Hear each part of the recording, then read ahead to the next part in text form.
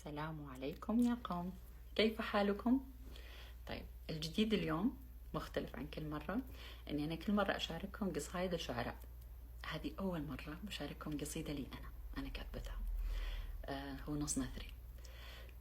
يعني كنت مترددة شوي صراحة، بس قلت اكسبي فيهم اجر بدل ما يجلدون بقصايد العيال ويرسلونها.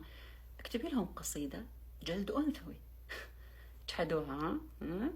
عشان لا تقولون هارموني تاركة شيء في نفسنا. تفضلوا. بس ابغى اطلب طلب. طبعا القصيده ما حطيت لها عنوان، ابغاكم تحطون عناوين تحسون انها تليق على القصيده، وانا بختار منها عنوان. يلا. أقول حبي لا يليق بك، فأنا أنثى هاربة من أساطير الهوى، تنسج الحب رداء ترتديه، وتدق الشوق وشما فوق قلب أنت فيه.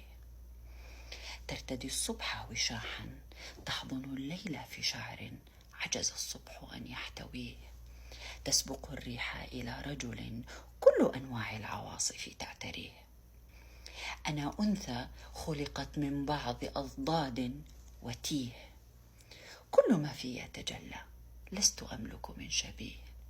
فابحث لك يا سيدي عن نساء كل ثوب تكتسيه، إنني الشماء في زمن سفيه.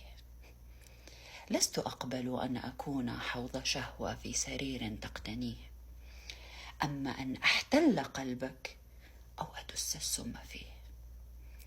أما أن أبقى المليكة فوق عرش الصدر أو أدعه للجواري حرة لا تشتهيه.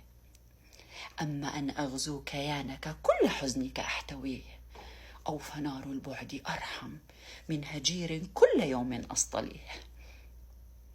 إن أنثى في شموخي تسرج الحزن جوادا تمتطيه، لا تجرب كبريائي أو جموحي تزدريه.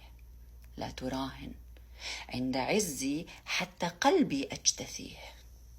يا صديقي، كلما قابلت من أنثى تتوق أن تكون محض سطر في كتاب كنت العنوان فيه.